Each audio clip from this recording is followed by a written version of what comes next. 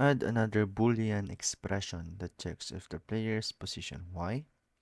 So we access the object named player and then the instance property position and then the key property of the instance property position object, which is the y, and then greater or equal to the checkpoint position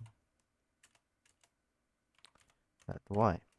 And since we are inside an array, we use comma and we proceed. Below that statement, add another Boolean expression that checks if the player's position y.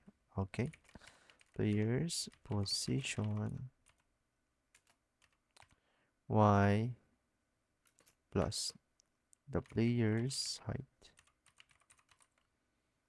is less than or equal to the checkpoint's position of y. Also plus the checkpoint height. We use comma again. And below that is that we add a variable is checkpoint collision detection active. Nice.